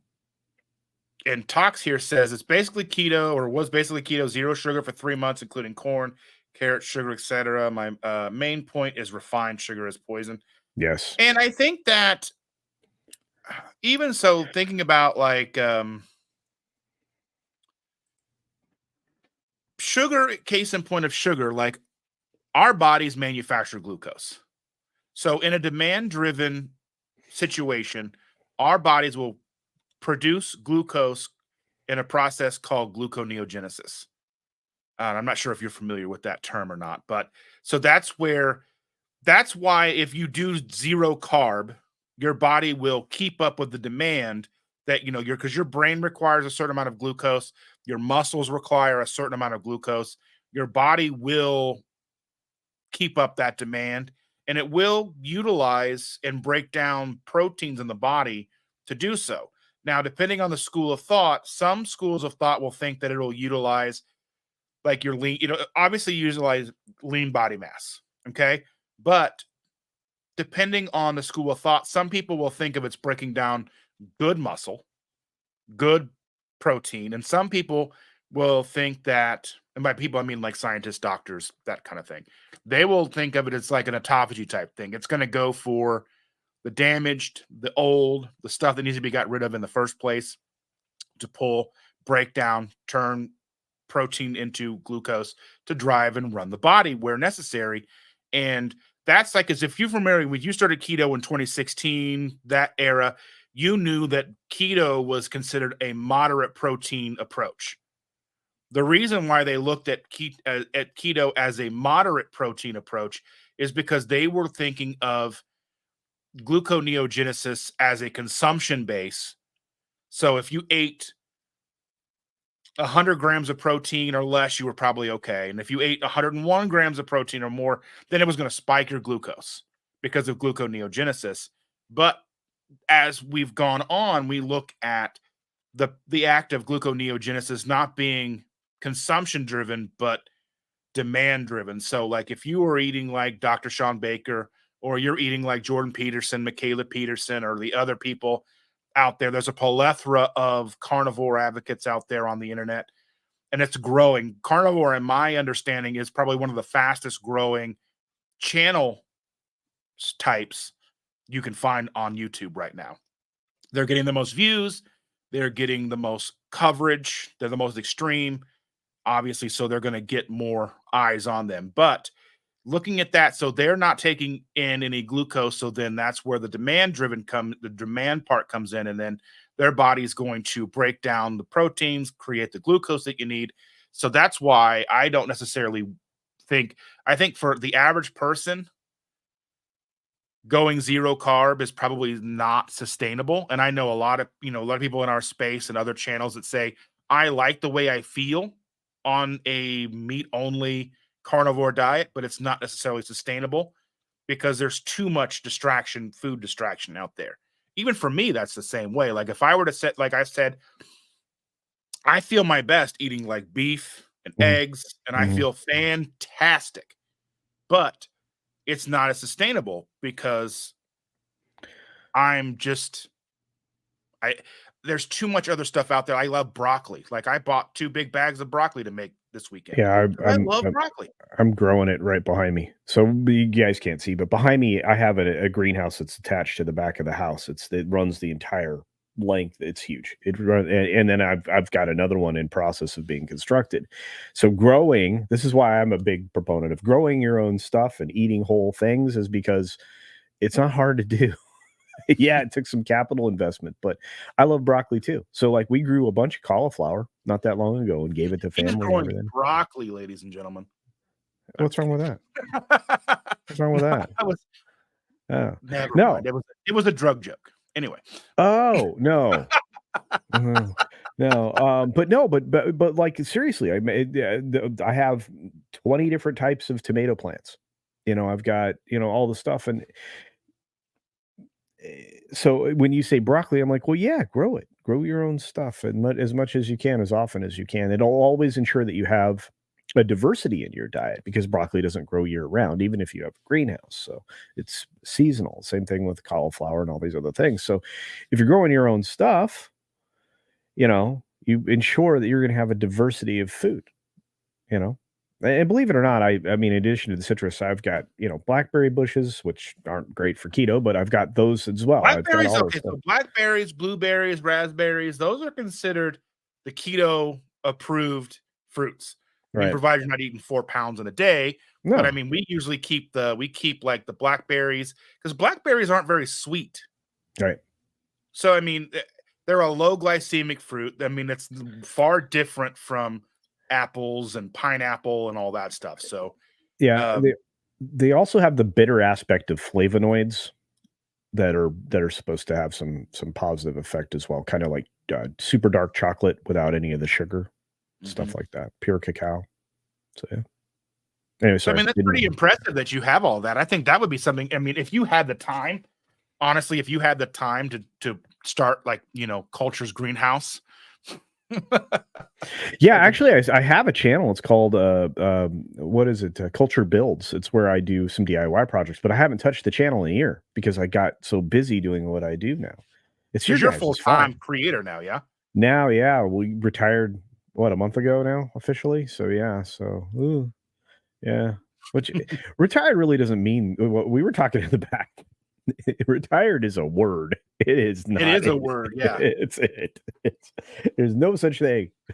Especially when I was getting this channel off the ground and I was like, because 'cause I've got, like, almost 600 videos on this channel right now. Now, as Ooh. of late, more of those are live, Right. but in the beginning, I was pumping out 3 to 4 full-length videos a week, and I was like and I mean, that's I'm still trying to hit 5,000 subscribers, and, hopefully I had a goal last year to hit 5,000. I didn't reach that goal. This year, I have a goal of 10,000. I don't know if I'll hit that goal or not, but, you know, Yeah. still a goal. Um, Yeah, I like I said, I mean, if my goal is to get 3 things finished for Tox is a business partner of mine as well as a good friend. But, to get the business development part of things that we're working on resolved by the end of this year, and then get back to that channel because I absolutely desperately want that's funny, Tox. I know Um that's hilarious. Yeah. But to get back to that channel, because I feel like if people can empower themselves, not just with the food stuff and everything, because that's important, and that's why your channel is important, but to be able to do things for themselves, so they're not paying somebody else. I mean, we just watched a South Park episode, just what, 5 months ago now, where the richest people in town were the handymen because nobody could do anything, Mhm. and I'm like, Everybody can do this. It's easy." So. Anyway, sorry. I didn't mean to hijack that, but I'm Oh, just no, well, saying, no, I mean, that's what we're yeah, here for. yeah, I think just the idea of, for so long, I it was a combination of I didn't care and I didn't understand nutrition. Like, I understood nutrition as you would understand nutrition as somebody who has listened to we're growing up with the food pyramid, the 4 food groups, and you look at the food pyramid, There was even an episode of South Park that was hilarious because um the FDA, I think it was the FDA was trying to get something together because dinner time was coming up in New York, and they're like, "What are we gonna do?" And Cartman calls in and goes, "The food pyramid, turn it upside down." And they got the food pyramid turned upside down, like, it's working, it's working. Where so the grains are on the top, so we're not eating as many grains, and the meat's on the bottom. We're eating a lot of meat, So it's weird how South Park is so culturally in tune without even necessarily realizing it. Maybe, I mean, I don't know how self-aware they actually are, but I don't know. Yeah,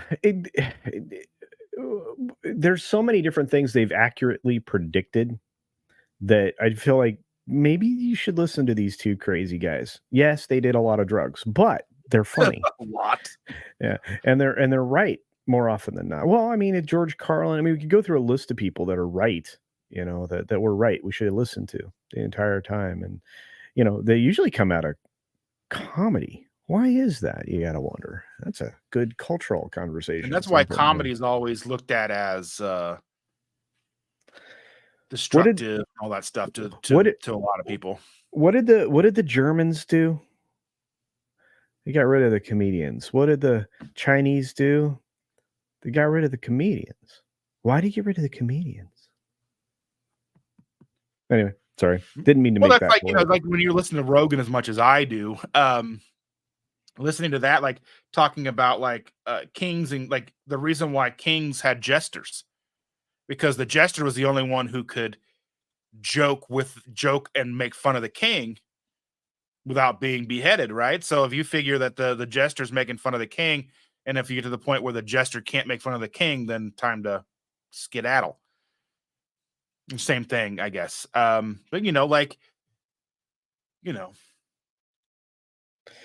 I just hope everybody ruminates on that one for a minute. But Jan Rogan is definitely the best listen. If you can catch even his clips, like if you're just rolling down the road, you can just catch a Joe Rogan clip or whatever. Do that. It enriches your brain. And what about Nerdrotic being mentioned on Rogan the other day? Kurt did him a huge favor, right? Yeah. Talked about Nerdrotic and even sort of mentioned Critical Drinker, but yeah, well, yeah, they because I don't know if they knew the name of the guy, but maybe Kurt's not as familiar with. Although I wouldn't imagine he isn't. But I have to tell you that it's genius. And think about it. I mean, you've got Drinker and Nerdrotic on with Piers Morgan. I saw that the other day, and I was watching. I'm not a big Piers Morgan person myself, but that came down to a long time of him being anti, 2A and stuff like that. But yeah, I think people come around to why is it that this now you're getting this push from this tiny little fraction of power to make it so that they can get away with whatever they want. Well, it's pretty easy. And I think, and it's growing like it's growing in our community. Like you figure like, there's a handful of channels that are that are relatively big in this in the niche that I'm in. Like one of the biggest channels I want to say is like Dr. Barry's like 3 million subscribers. There's people like Thomas DeLauer, who's very science heavy, but I still think he's kind of gotten a little out of touch with like the people that are still in the beginning stages, because he is so advanced and he's like jacked now and all that stuff. And then there's like Low Carb Love, who is like a channel similar to mine but more focused on recipes, and she's over 1 million subscribers. And I know to a certain degree, subscriber count is a vanity metric to a certain degree, but it also showcases reach. Yeah. And how many people are actively looking and trying to better themselves. And, someone like Dr. Barry, who is promoting, what he calls the proper human diet, which is basically like keto, carnivore, ketovore, and all the different names all kind of rolled into one. Over 3 million subscribers on a platform like YouTube is massive. That's more than somebody would get on national TV. That's probably more than Dr. Oz would get or whatever, right? So I mean, he does lives. He does lives like once or twice a week with like 5,000-6,000 people in there just chatting and you can't even get a word in edgewise. It's just that crazy. Yeah, with some of like the stuff that Gary's been doing lately, Neurotic's been doing lately. I mean, last night I think they set a record. They had like 18,000 viewers simultaneously or something. Yeah, and it's easy to find. It's easy to find these voices once you've found one, honestly. And if you get redirected to somebody, that'll lead you down this wonderful little path of breadcrumb, bacon crumbs, bacon bits to get you to something else And to be that's a like little more keto. that's one of my Yeah. things is I know I have a weird pipe dream of being on Rogan, right? I think everybody kind of does. But for Yeah. me, like one of the like because that way I know because one of my why for this channel is to be a beacon to the people who were like me. Because like my mom passed away in 2013 from like a massive stroke, heart attack, and she'd had like a whole like decade of that kind of happening over and over again, and nursing homes and all that stuff. So in my late 20s, mid all the way to my early 30s until she passed away, like that's what we dealt with. And I was figuring that that's how I was going to go. I was on that same path, getting bigger and bigger and bigger. And I figured, well, that's just going to be who I am. That's just going to be me. I'm going to end up that way. That's just my lot in life. And that's where I'm going to be. And that hopelessness sets in, that, the feeling of helplessness. And if I can do something like this and have a channel like this with recipes and talking to fascinating, interesting people and showcasing that that's not the way it has to go, to be a beacon of light, to be just somebody out there going, you know what? It's not as bad as it seems. And Yeah. there's hope. You can turn this around. No matter what you're going through, under most circumstances, you can turn this around. It doesn't matter if you're 5, 6, 7, 800 pounds. You can make a change and do and be better. And Yeah. it doesn't even take being in the gym every day. I lost No. over 150 pounds without stepping into a gym at all. Yep. So Exercise doesn't hurt, but yeah. it it doesn't hurt, but you can't outrun a bad diet. Yeah. It's always going to catch up to you. Whether it's 10 years, 20 years, 30 years, it's going to catch up to you. So I mean, that's where I was. I mean, I was going to the gym, eating kind of whatever I wanted to a degree, and I was going like 5 days a week. I was going Monday through Friday in the morning, and then Tuesdays and Thursdays in the afternoon as well. So 7 times in a week. And I was like, I got very disheartened because I did that for over 6 months, just going to the gym, grinding it out, and lost about 30 pounds, which that's still nothing to sniff at. But at the time, I was like, I should have lost more than this, and I gave up. And then I found this lifestyle, didn't have to go to the gym at all, and lost 150 pounds and Yeah. felt better. Had and I don't know, maybe you have this as well. Was there a day, was there a moment in this journey for you Mhm. where you thought to yourself, I'm never going back? Yeah. Yeah, I was about 3 months in, and usually, it's weird because I always, when I set things up in my mind, I set them in, like, in threes. I don't know why, that's probably a psychological thing, but, like, I'll give, like, a television show 3 chances, right? If I'm watching it, I give them 3 episodes. If you haven't impressed me in 3 episodes, that's great. So inside of 3 months, I was already being impressed with everything that was happening to me physically because of keto. I'm like, I'm never going back. I may stray for a little while, but I'm never gonna go back to my garbage food lifestyle, my, laissez-faire approach to, what I put in my body. You're 100% right. It's the same thing with the way I approach my channel. I'm gonna try this for 3 months, and if I still only have 3 viewers, then I'm not doing it anymore, So, yes, there was a point in my life, which again was in that first 90 days. I think it was right around the end of the 3 months. I was like, I'm not going back, and what it also did, and this is the other, I don't know if you experienced that, but did you feel like you were still in a learning curve? Because I still feel like I'm in a learning curve.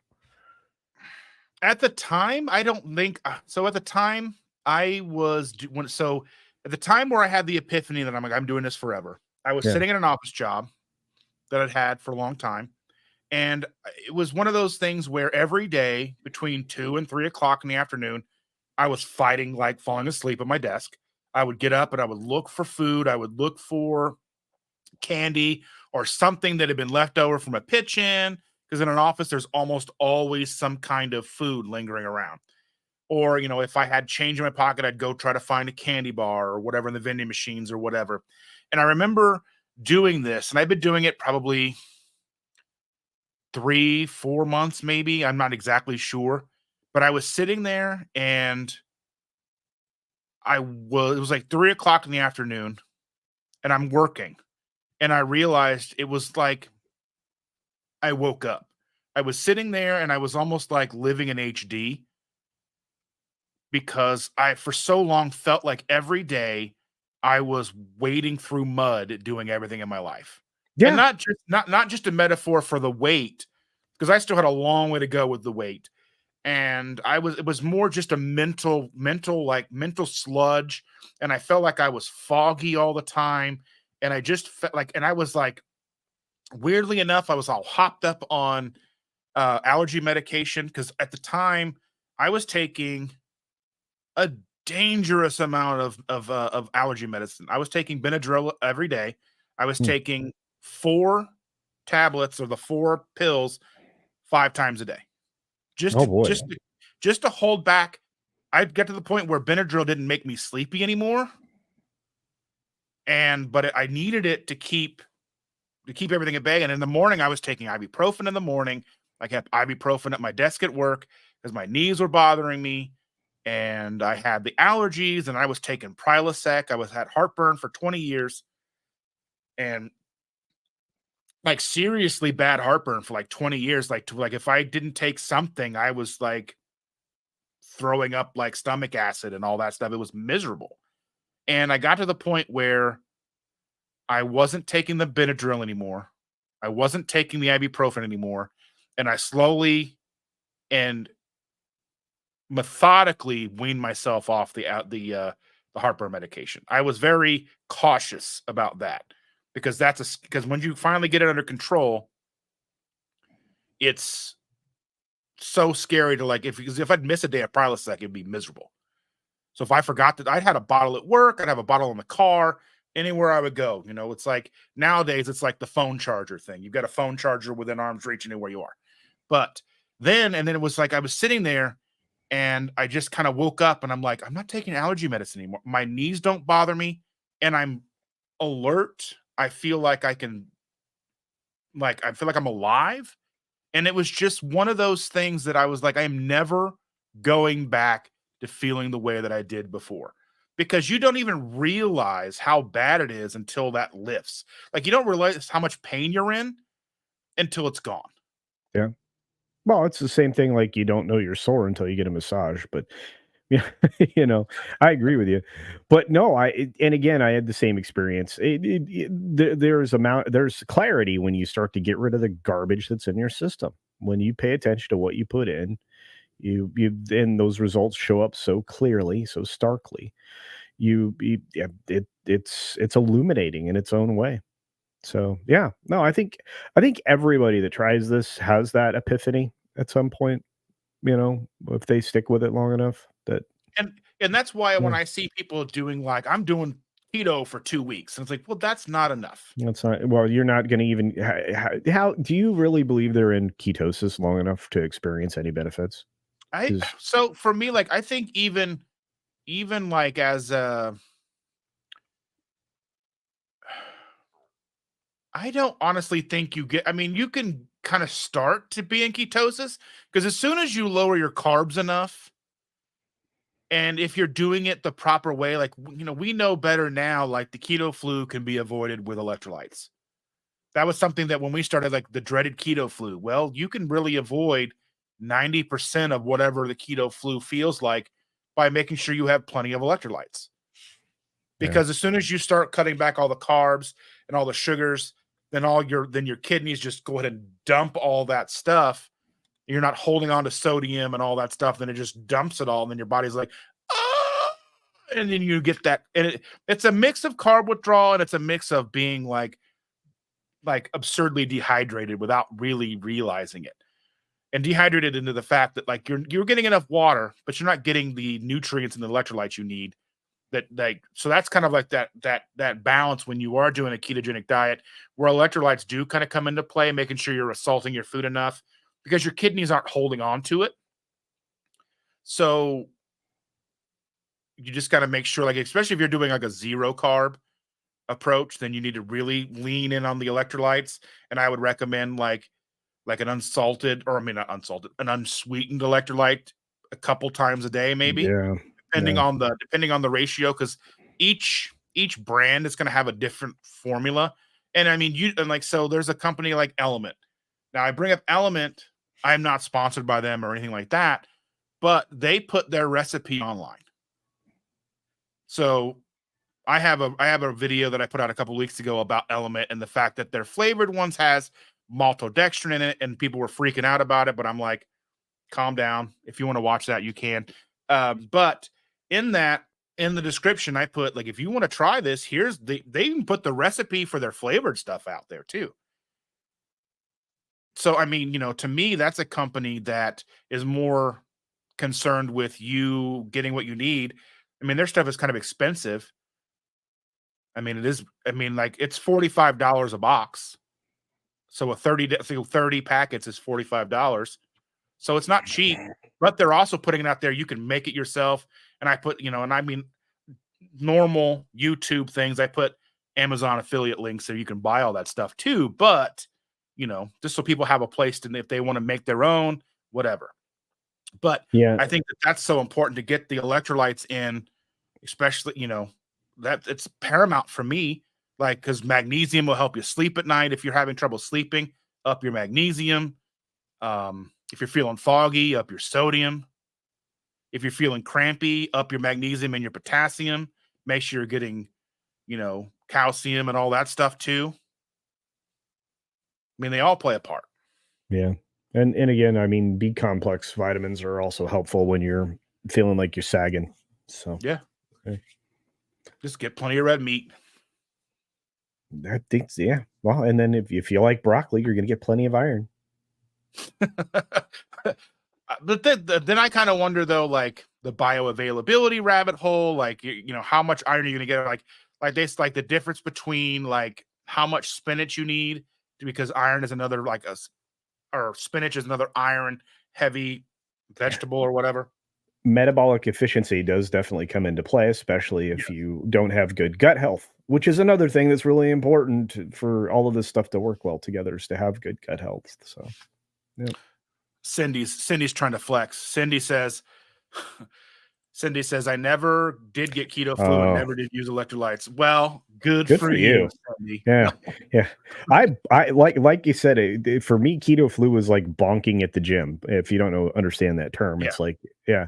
So when you're working out and uh, you reach that point where you have no energy.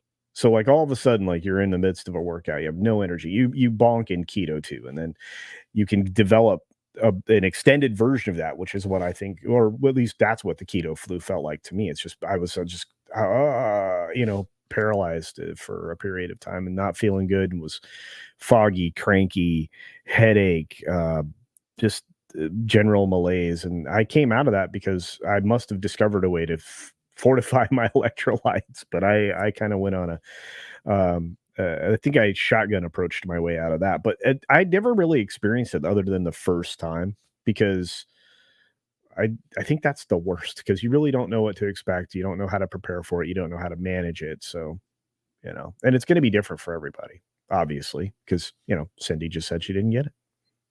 So, Yeah. And it just really depends too, I think.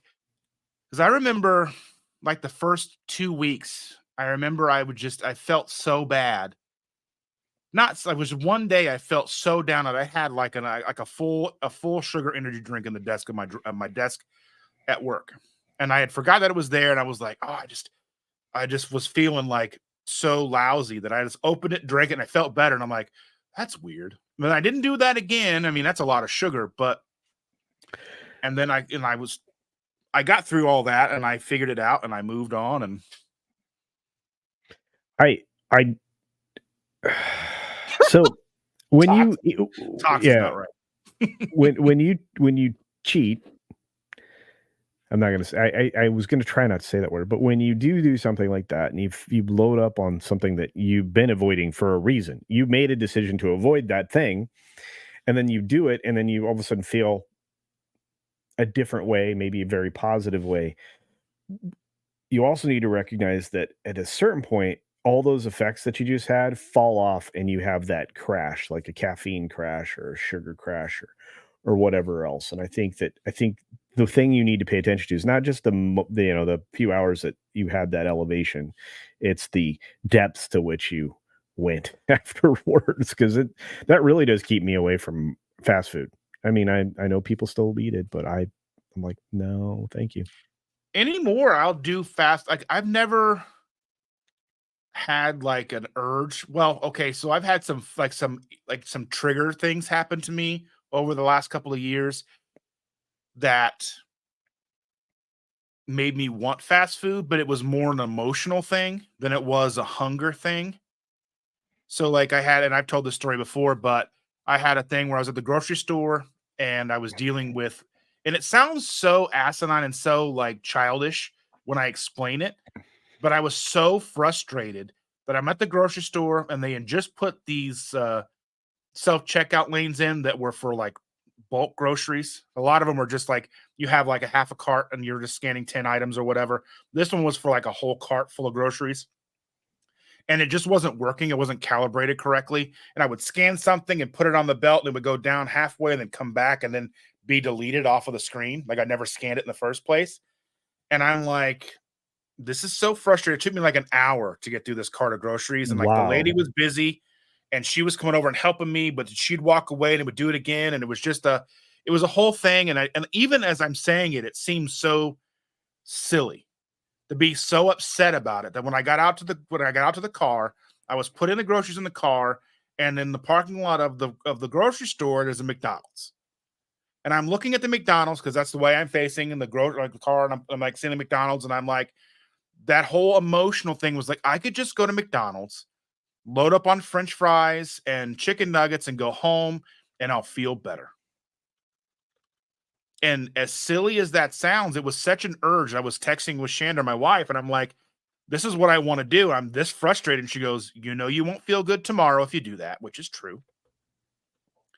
And so just come home, we'll figure something out, and we'll be okay.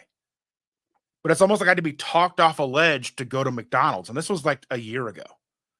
But it was an eye-opening thing for me, like an epiphany. Like that's how easy it is for me as somebody that to go to McDonald's and just F it and just go and order, like 40 nuggets and 2 orders of fries or whatever. Yeah.